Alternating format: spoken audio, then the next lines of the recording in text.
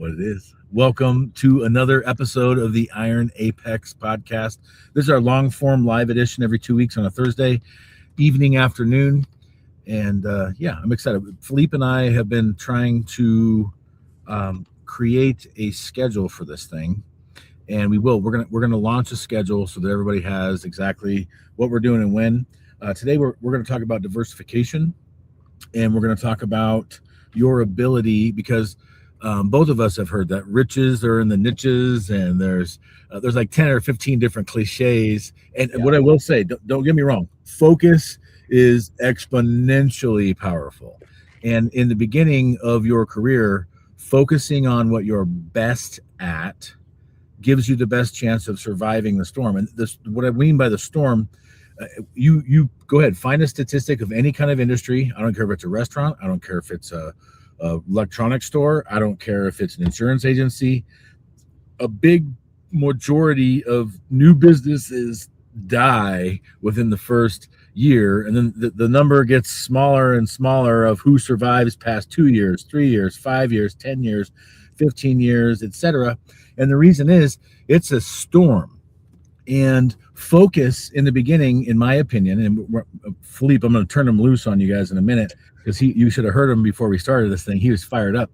But what I mean by this, the storm itself. And so there's this analogy that I heard last year at SWAT that I know it's not original content, but there's a difference between buffaloes and cows when it comes to storms.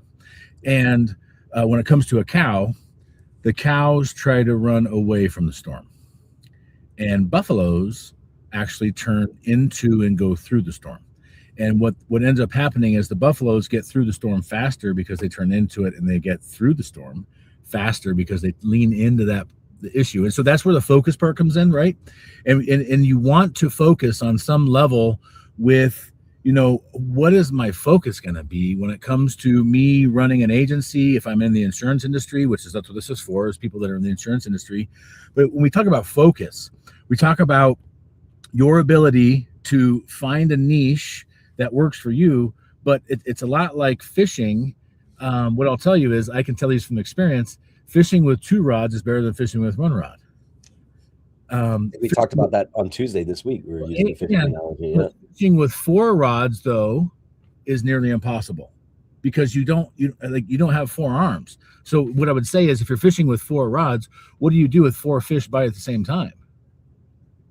And this is where systems and processes and staff and delegation and automation and all these other things come into play, where that's when people talk about scaling. When someone has scaled something, what they've done is they've learned how to fish with 5, 6, 7, 8, 10, 20, 30, 40, 50 rods at once, so that even if somebody bites at all times, they have an opportunity. And so today we're going to talk about diversification more than focus, because if you just focus on one thing, which 10 years ago, if you were sitting with Philippe and I, we'd be talking about focus on Medicare, have that be the engine that drives the train, and then slowly over time, you can add in other stuff if you want to. Yeah. Today, my staff and I were talking about it. My goal, Philippe, is to add 50 new agents, unlicensed, there's people out there right now that might even be watching this thing that aren't even in the insurance industry.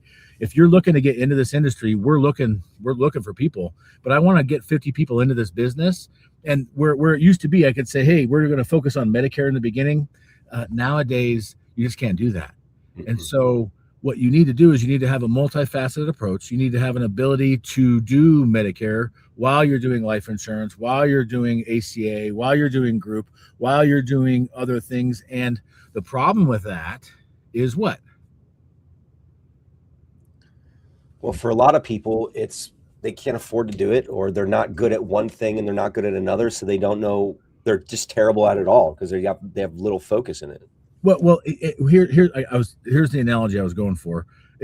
In 6th grade, Philippe, I don't know if you believe this or not, but believe this or not, I had a class in 6th grade where I had to learn German, French,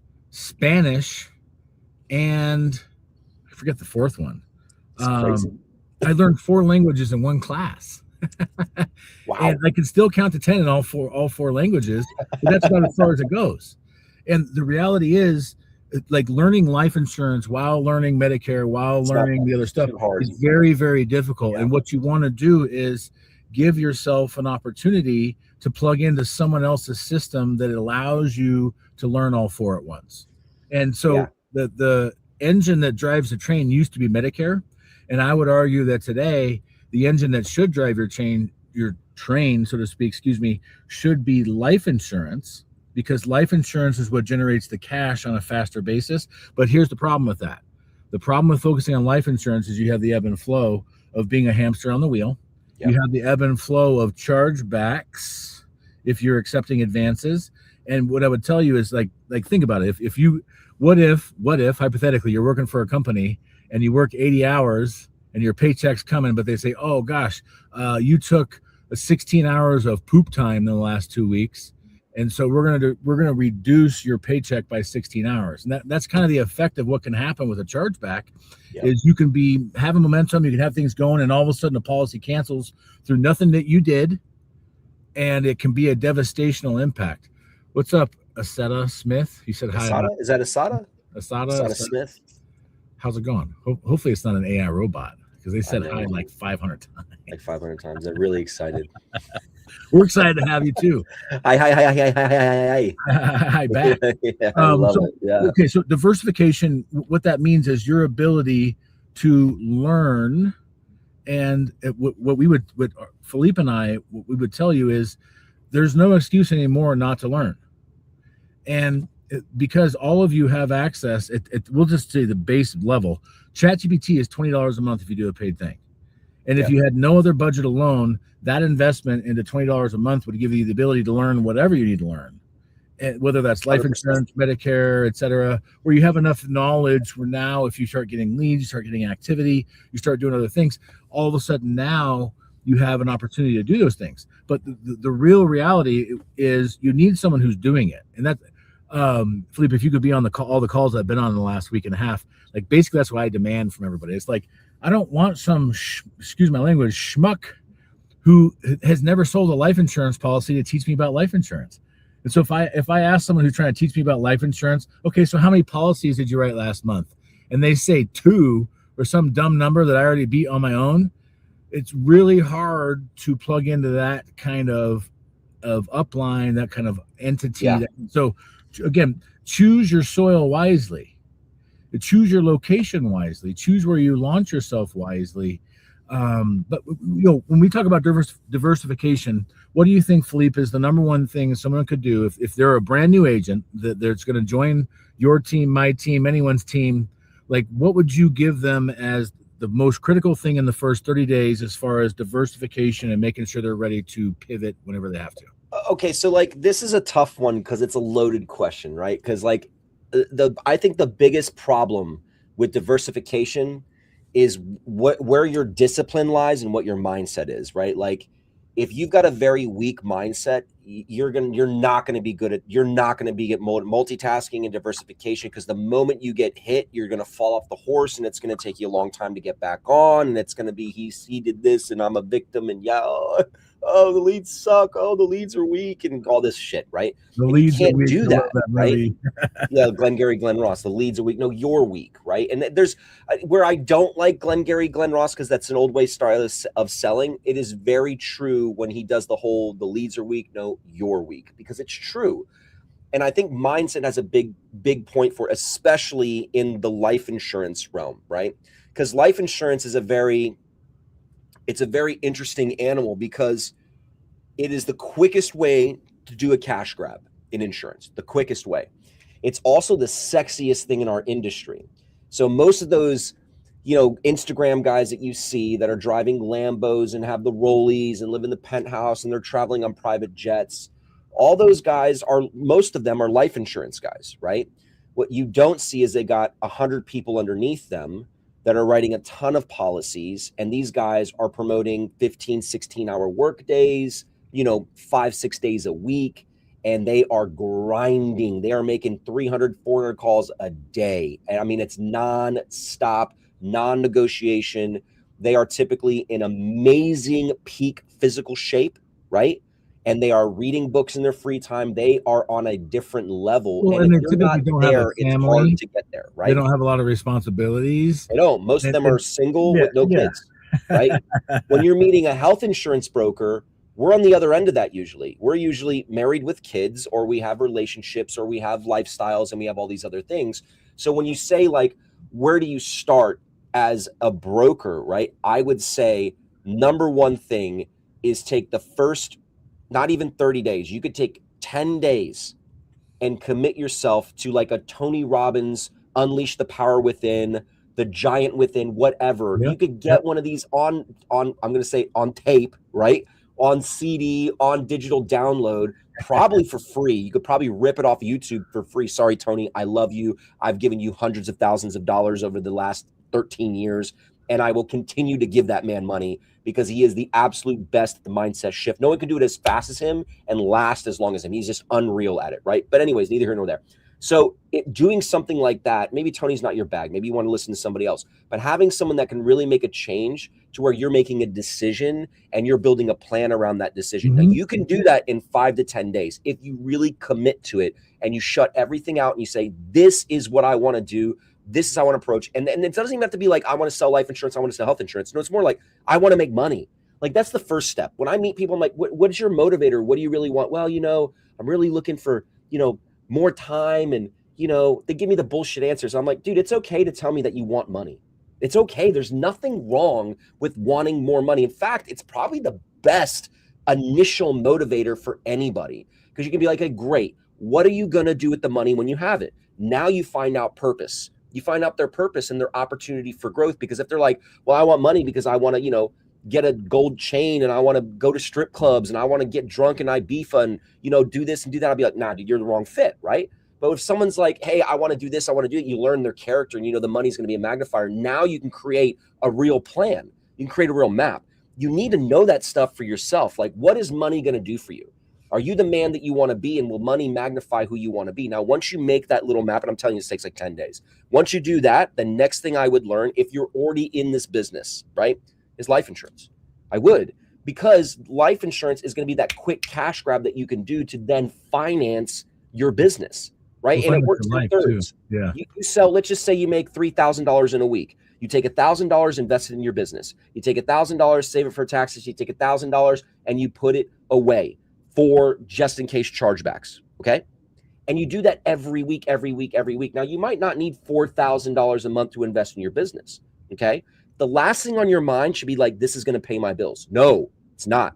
Your health insurance sales are going to pay your bills. Your life insurance sales are going to be the fuel that you're going to put into the health insurance business. Because if you do it the other way around, you're going to get put in a trap. You're going to get on this hamster wheel that Josh was talking about, because you're going to pay your bills and you're not going to have any money. You're not going to have any money to invest in health insurance, because what you're going to do inadvertently is you're going to pay your bills, right? And then you're going to pay yourself. And you're going to say, well, I worked so hard and I made $3,000. And this is the funniest thing about brokers, the math. I call it guerrilla math. Well, I made $3,000 this week. That means I'm on pace to make $150,000 this month. Yeah. And at $12,000, I'm making $144,000 this year. And you're like, dude, you worked 2 weeks and you made $6,000. What are you talking about? You're crazy. It could be a lot less. It could be a lot more. But you can't think of it that way. Otherwise, you're just a life insurance sales guy. That's it. And there's nothing wrong with that. A lot of friends that are life insurance. Honestly, Philippe, I think that comes from people applying the employee mindset to the entrepreneur lifestyle.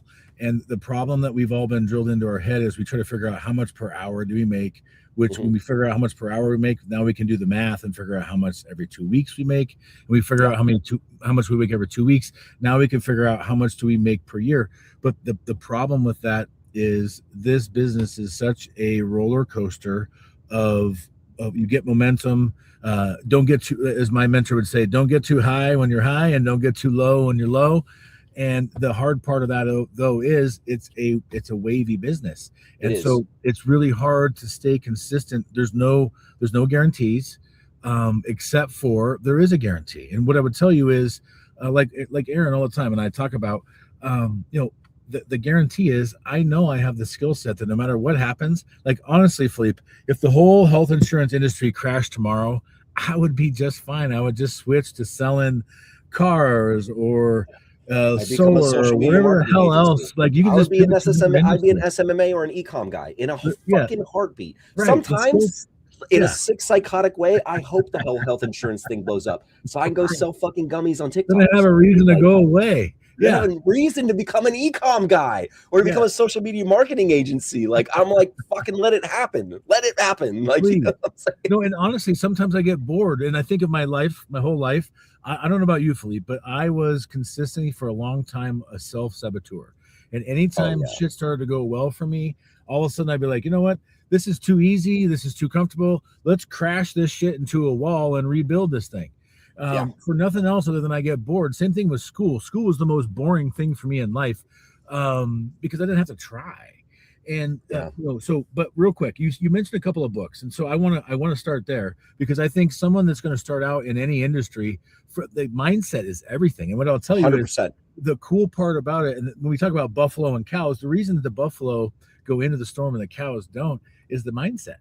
The buffalo is ready to attack. The cow is ready to survive. And there's two very different fundamental mindsets when that comes into play. So I want to give my number one book that I would give to somebody. I want you to give your number one book that you would give somebody to listen to. If you're brand new in any sales industry, the number one book that I would listen to, and I have it on my phone. I listened to it. I think I've listened to it 6 or 7 times now.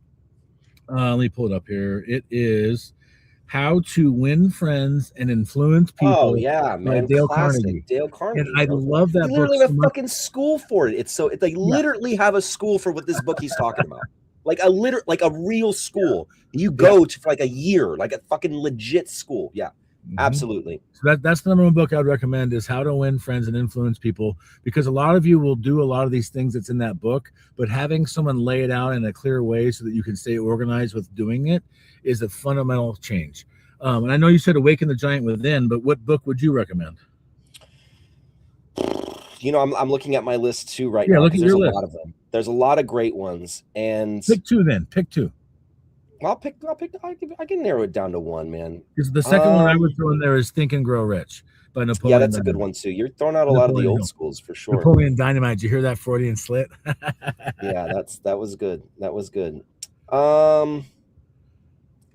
You know, I think in our business, and especially in the context of what we're talking about, I think Atomic Habits is a good one, right? Learning to stack your habits so you're learning to compress time, right? Because there's 24 hours in a day, that's it, but you can compress your habits, right? Like you can meditate, be in a sauna, and stretch at the same time. Like, you know what I mean? Like just little shit that you might not think about that buys back so much time that moves the needle for you intensely. And if you're very intentional with it, you can really start to stack habits like stacking product, right? And we do this all the time when we sell. We drop seeds with a client as we're doing a fact finder, because at the end, when we close them, now we've already uncovered a problem. We've provided a solution. They trust us. And now we can just add more product that has nothing to do with the health insurance. We're going to add indemnity. We're going to add life. We're going to add annuity. But we dropped all the seeds where it becomes so much easier. That is literally what he's talking about in Atomic Habits is being able to stack things properly, right? So I would say that's probably one of my number one books that I would tell people to read as Atomic Habits. And it's a short read too. It's a short read. Yeah.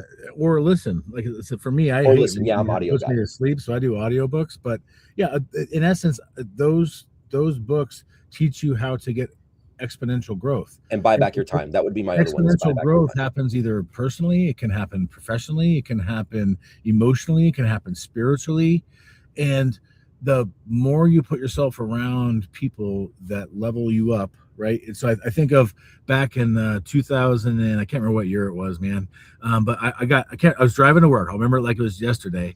And it was the day that I found out on Sports Talk Radio, back then I was listening to Sports Talk Radio, that the Denver Broncos had landed somehow Peyton Manning. And instantly, the Denver Broncos team got better for the next however long Peyton stayed with the team, because what they said is a rising tide raises all boats. And so the same thing here. If you just start reading these kind of books, you start to put into your head the kind of information, what you'll start to do is seek out other people that do the same thing. Yeah. You start to seek out people that have a likeness to you, just like the same thing. If you go hang out at a bar, we were talking about that. You go hang out at a bar for a while, guess who you're going to hang out with? Yeah, drunks. A bunch of people that want to hang out at the bar. Yeah. People that are drinking, complaining about their life, if you go hang out at a bunch of different conferences, like there's some people where there are definitely professional conference attenders and they go to every single conference, every single thing, never implement anything, but they are still closer to success than the people that don't go. Because the environment. They're still closer to success than the people that just sit around wondering what to do. And that's really, there's two types of people in this world that I've found. There's one that says, I'll figure it out. And there's another one that says, I can't do it because of X, Y, or Z. Yeah. Yeah. And that's really the barrier for me. I used to be the victim. I used to be, I can't because of this. I grew up poor. I grew up this. I grew up that. I'm too short. I'm too this. I'm too whatever. And the reality is that's where the diversification comes into play. When we talk about diversification, it's not just in what product you're focusing on. It's not just in what industry you're focusing on. It's diversification has to do with making sure that you're multifaceting, growing multiple levels of yourself at once. And so if you can figure out a way to grow yourself spiritually, emotionally, and physically at the same time, right? What were the 4 F's again? They said them and they're in my head. Faith, family, fitness, and finances. Yep. Okay, and then I put fellowship at the end. The fellowship and fellowship that Philippe throws in there too, which I agree. And again, fellowship is the people you have around you. Yeah. But what if you just started with faith? Yep.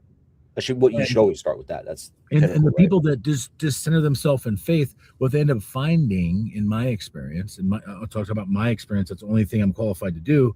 My experience is every time I've gotten back and centered in faith in my life, good things have happened. Yeah. I've met new, wonderful people.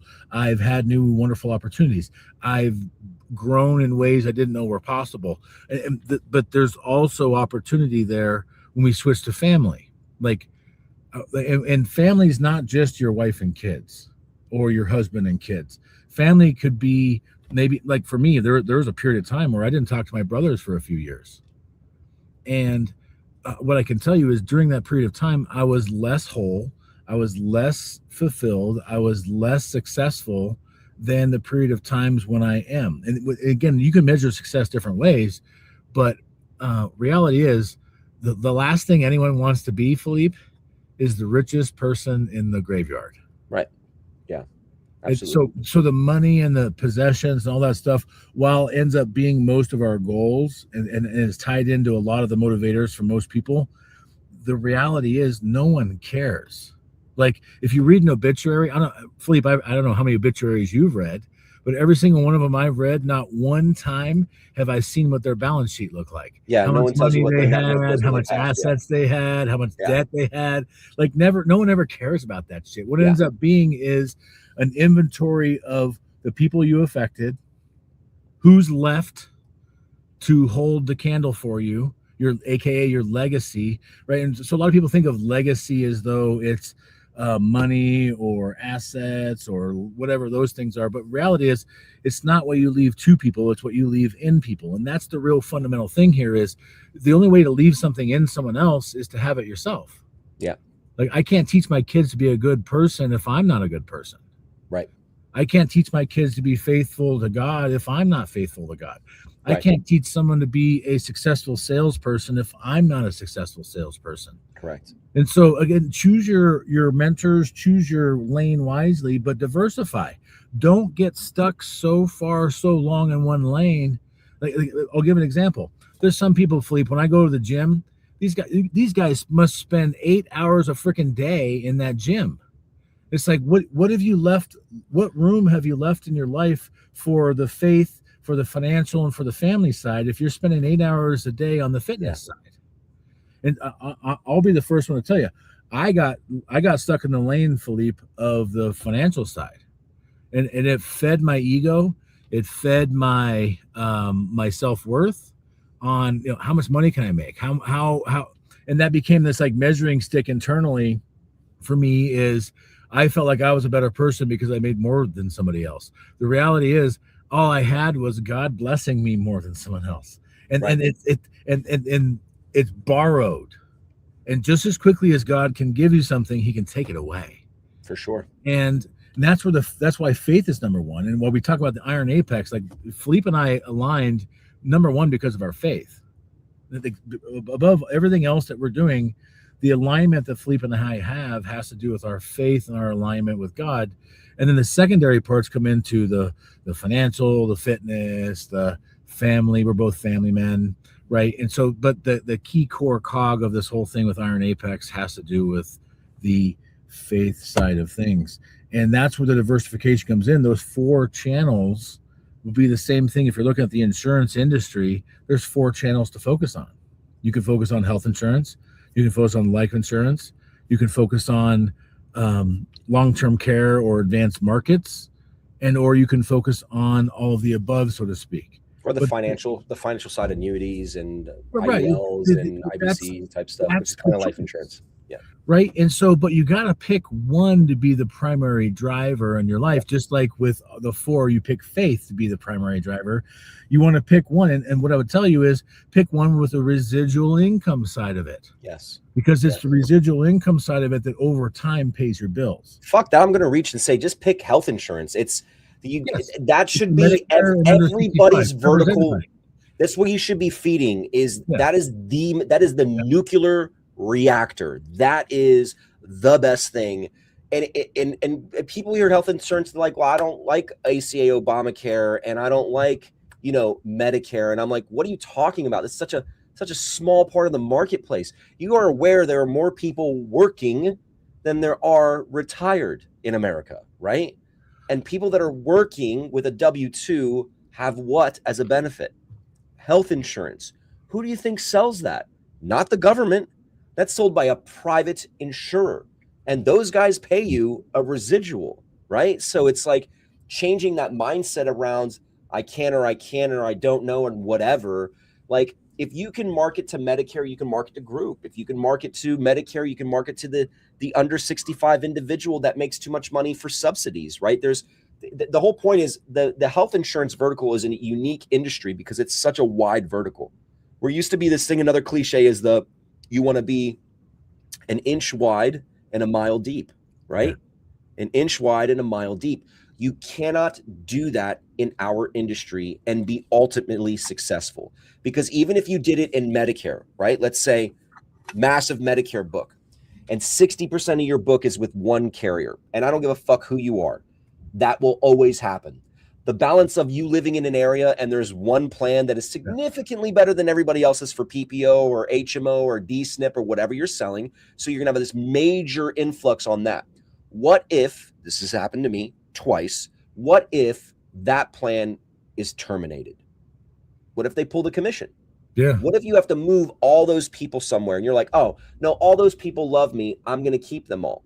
No, you won't. You're going to lose some of them. So you start to play this game where you have natural attrition, and it happens. It happened to me. Okay. Yeah.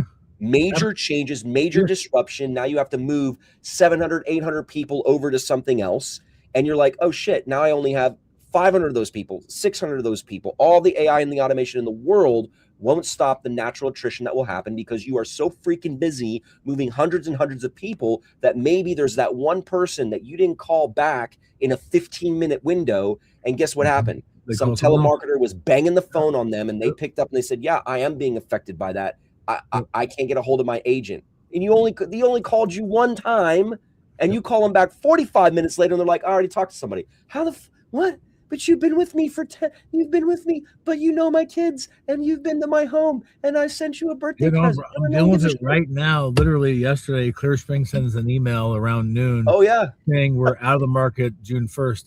Personally, luckily, thankfully, I only have about 70 of them left, but that I have 3 weeks to move 70 people to a new plan. Yeah. And imagine if it was hundreds though. Imagine if you had 800 people. Yeah, no, it has been before. And then that's what you end up scrambling. And yes, think of it like you're trying to save what you have now. And I don't care how big your hands are, how good your net is, you're going to lose some of that process unless you're completely dialed in and buttoned in with a system and a process and all that stuff. But even with all that, I already know in my heart, I'm going to end up losing. My mind is telling me I'm going to lose 10%. Yeah, well, I mean, it's natural, right? Right, and so, but that's the point is we have to be able to pivot. We have to be able to move. Yes. We have to be able to ebb and flow, and our ability to understand that going in, because frankly, that's not in AHIP. That's not going to be No. in the It's not training in the manual that you go certifications through. you're going to It's take. not in the agent guide. No. No They one's don't gonna put it at the tell you top of the that's summary it. of benefits, by the way, you know. Yeah, when your upline's recruiting you, they're not going to tell you about, Definitely oh, hey, not. be ready for blank. Yeah. And the whole thing could fall out from under you at any point. And the reality is, because if they did tell you that, it would deter you from starting the journey.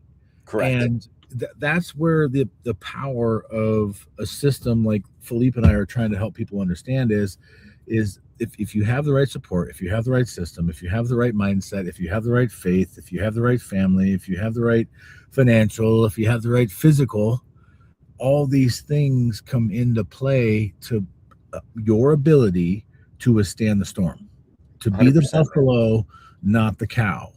Yep. And that's the reality is, this life, I don't care what industry you pick, you can pick any industry. There is no guarantees in life. And as the old cliche goes, the only constant is change. Yes. And it's our ability to change with the changes, to make adaptations, to grow, to like one of the clients I talked to today, she goes, oh, I saw on some post I made about some class I did or something. She goes, I love that you're constantly involved with growing yourself, constantly involved with learning. And that part of it, people notice. And the reality is, most people stand idly by. Most people would prefer to have nothing change. Most people would prefer to just keep everything exactly the way it is, good, bad, or indifferent. Knowing what I know is better than knowing what I don't know. And the reality is, honestly, I'd rather embrace what I don't know. Yeah, I love the world of don't know. I don't know what I don't know. That's where I want to live. It's been a challenge because I'm no different than anyone else. Philippe's no different than anyone else. We all are. I go back to my mentor Rudy. Shout out to Rudy. He drilled into my head, and it's proven true throughout my career. Insurance agents and any salesperson in general are two things: creatures of habit and lazy. And reality is, we can all settle into that. And what Coach Burt would say is, the second you start to settle in, you start to settle into what's called mediocrity. And when you start to settle into mediocrity, what you end up doing is you start to slowly die on the vine versus rapidly grow like you're supposed to grow. Yeah. And that's the thing with diversification. We talk about diversification. So if you're an agent that's focused on Medicare right now, our challenge to you right now is to figure out a way to plug into life insurance. Our challenge to you right now is to figure out a way to plug into ACA. Our challenge to you right now is to figure out into group, plug into something. But don't try to plug into all things at once. Again, it's better to add one at a time. It's just kind of like loading your plate for dinner. You don't try to spoon all 4 courses in one shot. 100%. You do one course at a time to fill the plate. And then some people I know, they won't even let their food touch. It has to be in separate compartments on a separated. plate. Right? Like 2 dinners, you know what I mean? In order and all this other stuff. Yep. And then there's other people I know that would rather slop it all in one bowl and eat it like a KFC bowl. Yeah, everything's in one spot and you just mix it all up and eat it all at once. And the reality is, there's no right answer. But both sides have diversification. Both sides of success include your ability to change and adapt and grow based on the changes that are coming. And that's the reality. Changes are coming. Whatever industry you're in, whatever thing you're doing. Yeah, they're going to move, and the changes are going to come more often, and they're going to come faster. With the advancement of everything that's happening in the world right now, I hate just saying AI, but it's true. With AI, things are happening faster, and they're happening more consistently, right? They're happening more often in multiple industries. And listen, other industries affect our industry. No industry just stands on its own and says, oh, yeah, this doesn't affect me. Yes, it does. It affects you somehow. It will eventually affect you. If this suffers over here, you're going to suffer right here, depending on where you live and the products that you sell. So I think, like, even for brokers that have never really diversified, and I have some of these, right? I say the easiest way to kind of start to prime your mind, if you're not a rip the Band-Aid off type person, you're just like, I'm psycho, right? So I will just be like, what's that product? Yeah, let me see if I can sell it with no advertising. Yeah. Let me just see if I can sell it with no advertising. I'll just walk in a room and start talking about it like I know everything in the world about it. I'll sell some and I'll be like, yeah, I fucking love this. I'll build a system around this, right? But I'm psycho like that. I'm not saying that you do that. What I'm saying is, if you're doing Medicare, and I'm going to use specifically Medicare, if you're selling Medicare, and you got to ask yourself hard questions here. If I'm selling Medicare, how many times am I mentioning or pitching dental or hospital indemnity or cancer policies? Just those simple things, the simple things, not even life insurance, not even final expense, not annuity. Right, it's all on the same channel. Gap protection, right? How many times are you doing it? Are you only doing it to the ones that tell you, hey, I'm curious about, and then you're like, oh yeah, I sell that too? Or are you consistently telling every single person, these are the three major gaps that exist in Medicare Advantage? They are A, B, C, right? A, B, C. These are the three gaps that are crazy, right? You know who's really good at that? Galen Hendricks is phenomenal at the 30-60-90. She is awesome. And it's Queen of the bundle. Yeah, and it's not Queen of the Bundle, absolutely. And she deserves that, because if you look at her numbers, she 100% deserves that title. And you know, it's funny because I was at a NABIB presentation, and I didn't know that she was going to be there.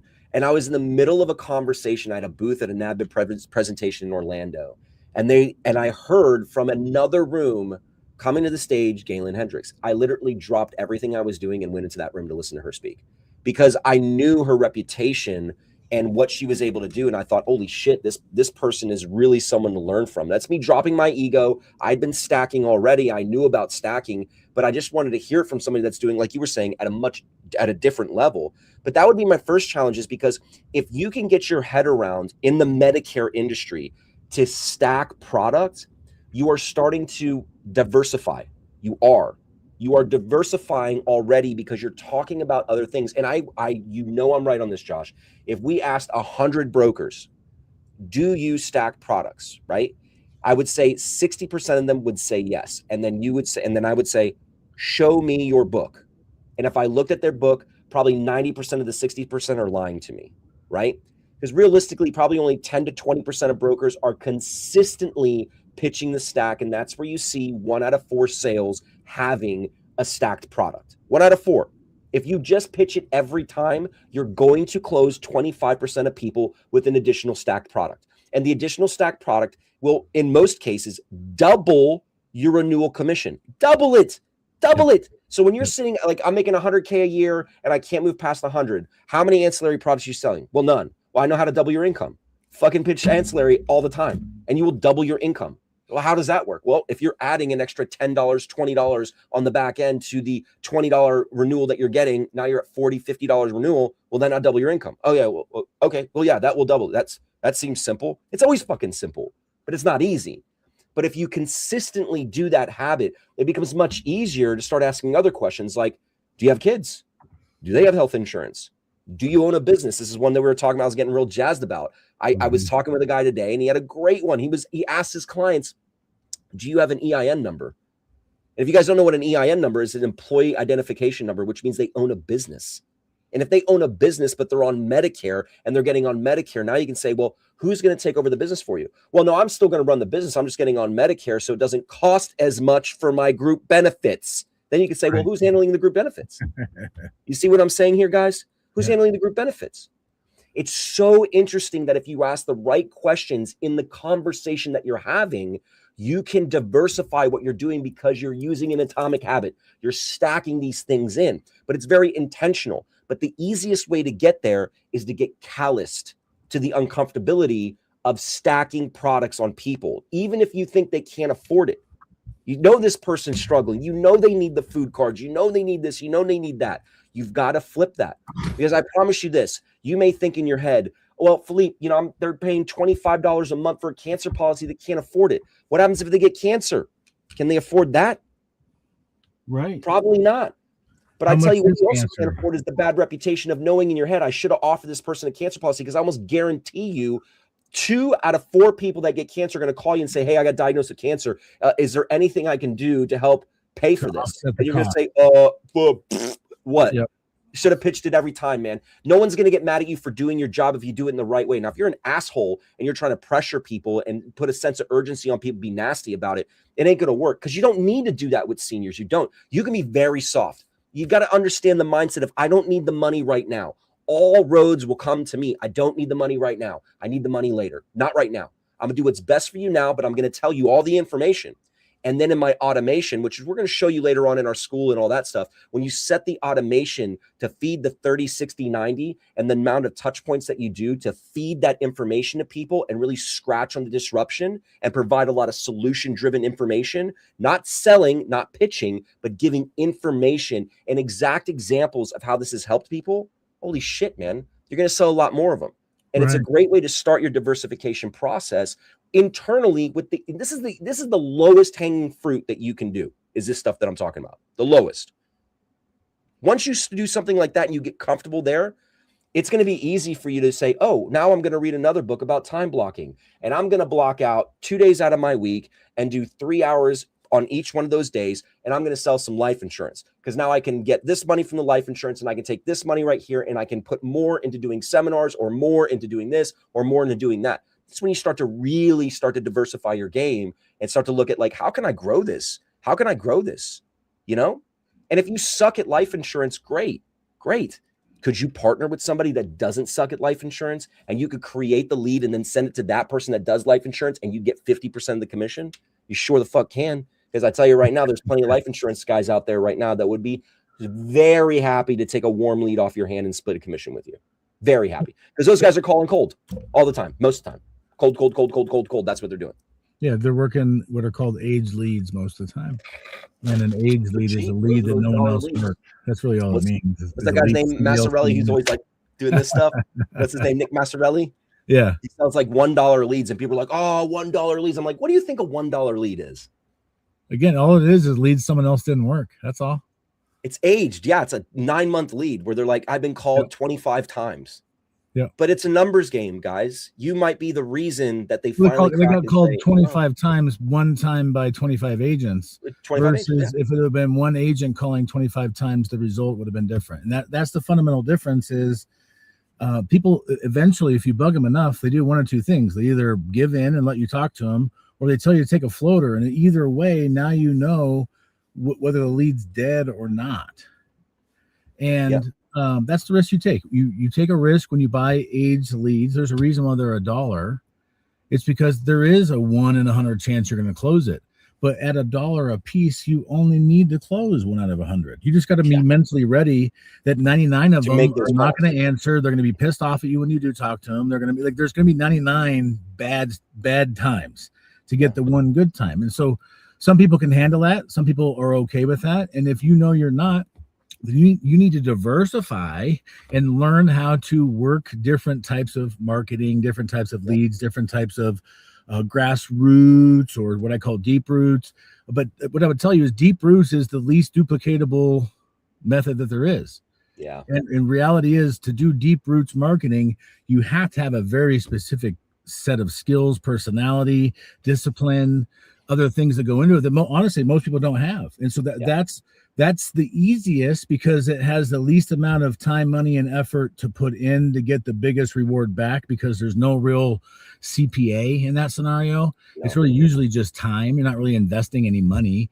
And reality is, every single referral partner I've ever got, I didn't invest more than 5 minutes of time to build a relationship. Like, to start the relationship, it took less than 5 minutes of my time. It's just over the period of years and months and years. That's where the long-term commitment comes in, because you got to be disciplined with the follow-up. You got to be disciplined with checking in with them. You got to be disciplined with the other part of it. But the reality is, here's what I'll tell you. It's just kind of like a cherry tree. If you do grassroots marketing correctly, once the tree grows, you don't got to worry about it bearing fruit every year. Yeah. And I got one yesterday. Just when I got done telling everybody on some training I was doing that I hadn't, all the apps I've written in the last month, not one of them came from a referral. And then what do I get yesterday? I get a referral. And so it came from something that I haven't been maintaining. Honestly, what they've chased me down. There's a doctor group that I do an annual presentation to. It's a Medicare 101 that I do to a group of nurse practitioner, or what are called nurse case managers for Banner Health. And every year they have me do a presentation to the whole group. Half the group has become my client over time. And it's this group of people that find me, and there's like 17 offices in Colorado. But if you think of it, how often do I need one of them to find someone I can help to be productive? Like, if there's 17 of them, I mean, that's more than one a month right there. If I just get one a year out of all of them, But most of the time, once I start helping people, I get 3 or 4 or 5 or 6 out of each of them. If you take that and scale it out to 15 different offices, here's what I'll tell you. I didn't get it by going into their office and knocking on the door and doing business to business and saying, "Hey, my name's Joshua. Can I do a lunch and learn?" Which is what most carriers and most uplines will teach you to do. I got it by just being the right person and doing the right thing. I worked a low income lead, and the lady I talked to, instead of letting me make a sale, she had a claim problems. Like, she wasn't even calling for what I was advertising about. She was just trying to find someone to help her. And so I helped her fix her claim issue, and we got the bill paid for her. And she then told her doctor's office about me. And then the person at the doctor's office reached out to me, and it was like this backdoor way of getting into the thing that I never would have gotten. But if I would have just said, "Oh, claim issues aren't my job," and I wouldn't have helped that lady get her claim issue solved 8 years ago, then I never would have got this relationship that has literally turned into hundreds and hundreds of applications for me over the course of 8 years. Like, I've literally gotten more referrals from that one source than most agents will write in their entire career, just from one referral source, because I took the time to fix one claim problem in 2018. And so the reality is, it's that against the grain, it's the outside the box stuff. Sorry, I've been looking around because for about 25 minutes, I had 2 Washington County sheriffs sitting behind me for some reason, but they just left. And so I feel better about my life now, because I don't know about you, but I don't like law enforcement. You're sitting in like a country club parking lot. No, I know. I'm sitting in a golf course parking lot, and so I didn't know what the hell they were trying to. Am I part of a sting operation? Do they not pay the taxes? Like, what happened here? But yeah, no. The reality is that's what I mean by diversification. Like, I never, like, when I got trained by my mentor, not one time did he ever say, "Hey, make sure you fix claim problems, because that could lead to the biggest referral partnership you've ever had." But what he did drill into my head was, do the right thing every time. Yeah. Always be willing to help people. Always be trying to solve problems. And that's the reality is, like, one of my favorite things to do is go into I don't care what it is, financial advisor, doctor's office, church, the VA facility, try to go in and demand the most difficult problem there is to fix. And if you can fix the most difficult problem they have, I promise you, they'll send you everything else they got. Yeah. That's what I meant when I'm like, you don't need the money now. No, you gotta go in with, I don't need the money right now. You got to go in that abundance mindset, being like, I don't need the money right now. What I need is a relationship. What I need is to help you and get the fulfillment and the joy and the movement of actually solving a problem. And then once you get that, like, everything else will come. That's why I put faith up front. That's why that's why finance is on the bottom and faith is on the top, and then family. God and then brings you finance. God brings you family. God brings you fitness. Exactly. And all that other stuff, because I stack all my habits, all that other stuff leads to money. Like, it's a good thing and a bad thing, because it has burnt me a couple of times where I'm like, I don't pay it.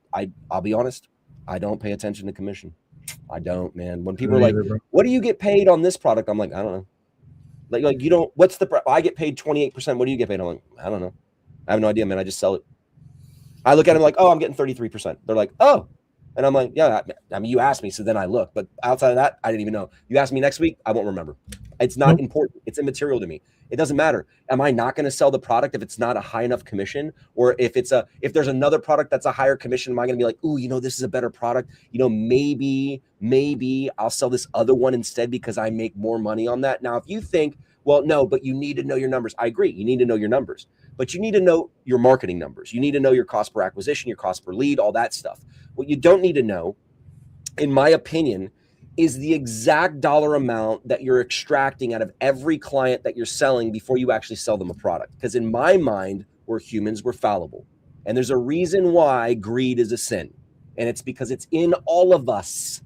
So when you have subconsciously know that you make more money doing X or Y, you're very unlikely to show Z every single time. And that's because you're using money as the upfront motivator of why you're doing something in the first place. And you may not be able to read that on your face, but I promise you, other people are going to feel your energy. They're going to feel that aura, and you're going to come off desperate, right? Commission breath is what my mentor would call it. Commission breath. I like that. Yeah, you don't ever want to be that way, right? And and I'm also I'm not shy about telling people that, right? And I got a great example. I had a group. The last 2 years, they've been on a level funded plan, so they've gotten money back both years. And anybody else would just renew that group. They'd be like, dude, it's a healthy group. Renew them. There's an 11% bump on the premium. They're happy to do it because they've gotten back $14,000 a year, 2 years in a row, which is unheard of a lot in level funded. So they've gotten back 28 grand, and I've maintained them at a 0% increase for 2 years. This year, they get an 11% increase. And if you don't know what that means their premium is going to go up by 11%, and I get paid 10% on whatever the premium is. So am I getting a bump in my money? Yes. But I knew that they had 2 healthy years. So I knew they had 2 years worth of claims that showed that they were unreal, which means they've got an 800 beacon score. Okay. Means they can buy whatever they want with no interest. So I took the group, I shopped it, I saved them 60% on their premium, but I cut my commission down.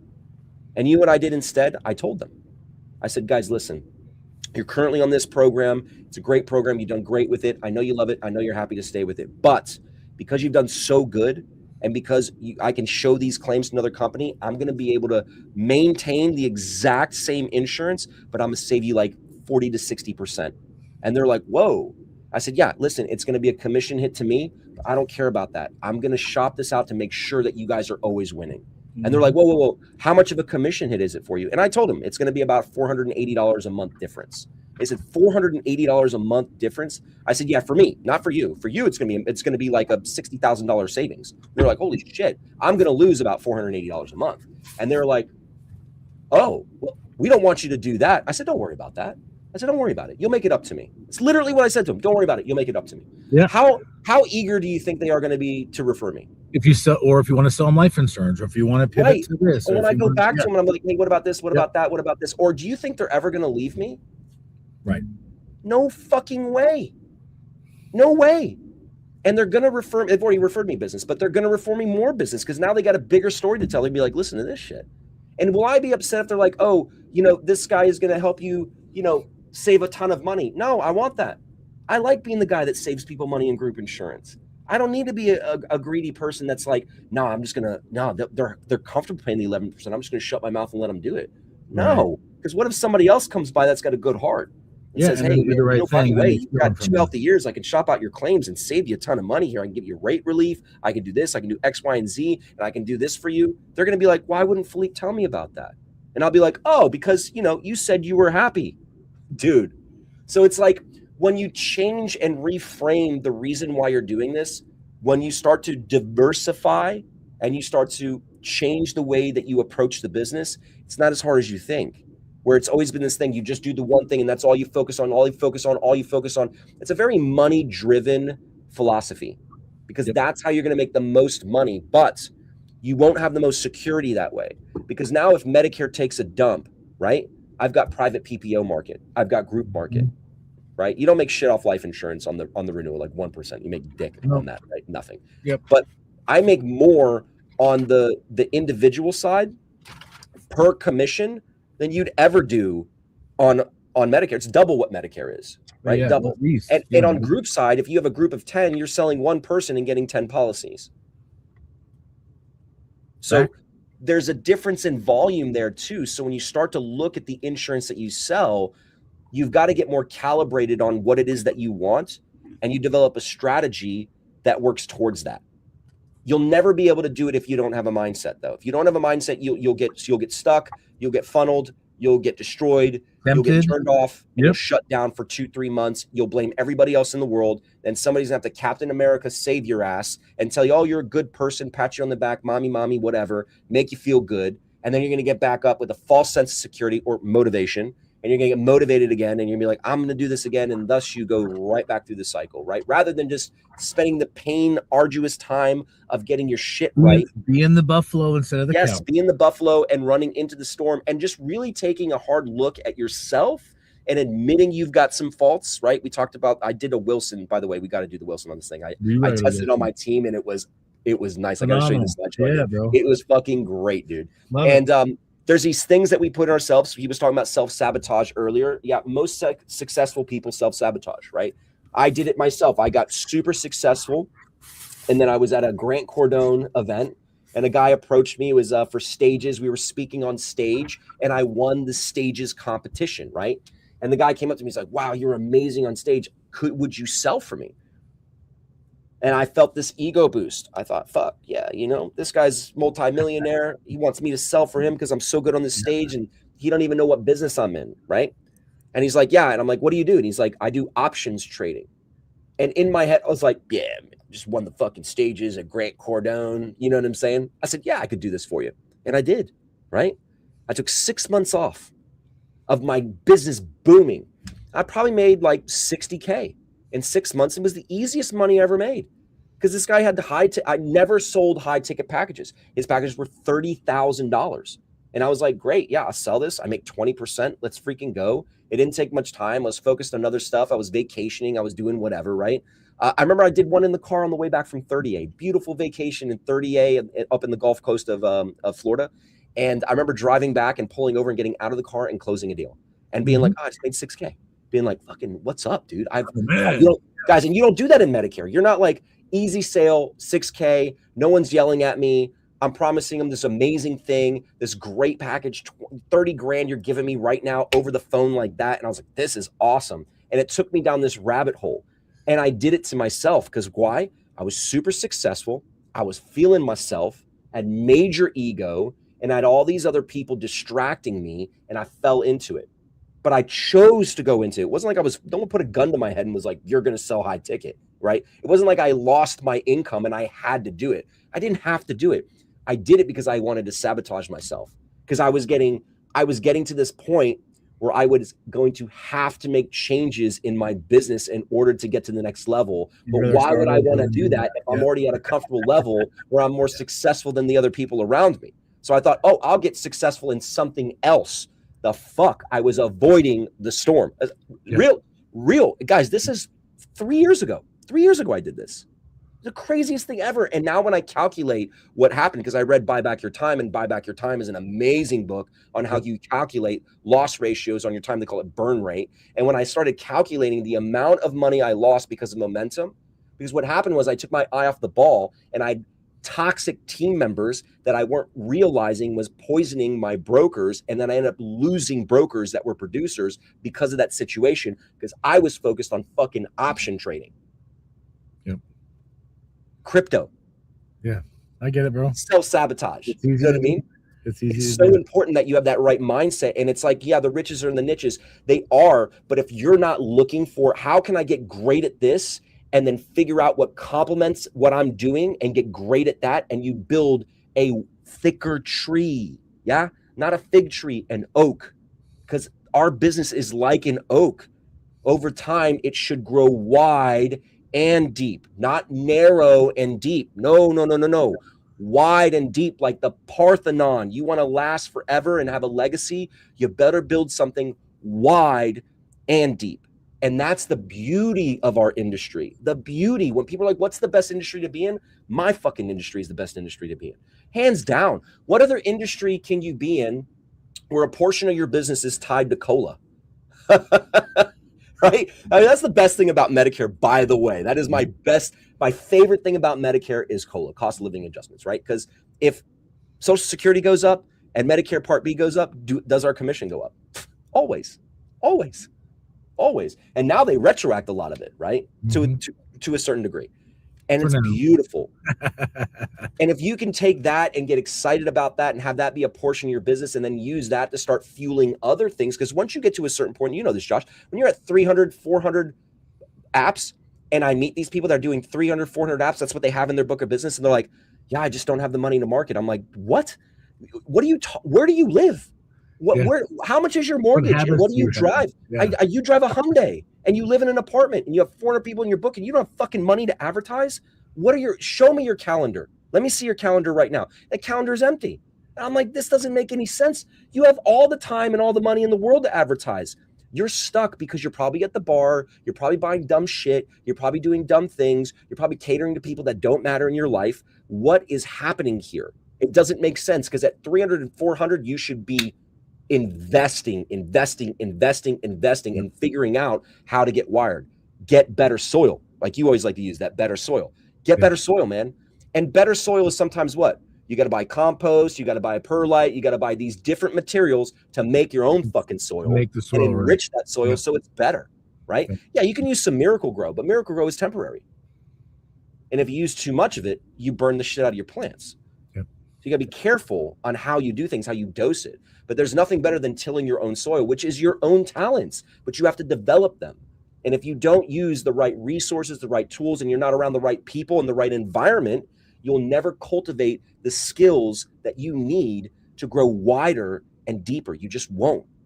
So these little things that we talk about, I know it sounds like, oh, that it's easy for you guys. No, there's not one part. It was not Especially easy. for me.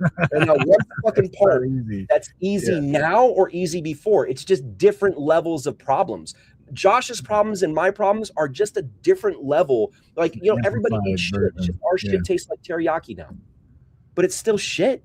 Yeah. We just got teriyaki sauce that we put on it. That's it. We got hibachi poop, Yeah. and you just got poop. That's all that matters. All right, bro. With that, we've hit our hour long. Are we doing hours or hour and a half? This is always changing. I think we agreed last time. If we don't have a guest, we'll do an hour. If we have a guest, we'll do an hour and a half. We did an hour this time, so you guys. We'll do an hour this time. I'm going to work on a guest for next 2 weeks from now, Thursday, so that we have another third party involved. So Felipe or I or both will have a new hot guest. We'll announce that on our Instagram, on our Facebook, all that good stuff. So stay tuned. If you haven't liked the Iron Apex yet, like the Iron Apex page. Make sure you're in the chats. Make sure you're in the group. And pretty soon we'll be launching the Iron Apex School. We'll be launching the Iron Apex boot camps. We'll be launching all these things, but we're only going to launch those to those that want to be part of it. So thank you again for tuning in. We had a fluctuation of viewers. We ran out at the end here. Everybody had to go eat dinner or something. They gave up on us. But next time we'll be bringing the heat again. Thanks for tuning in, and we will see you guys on the next episode. Thanks, guys.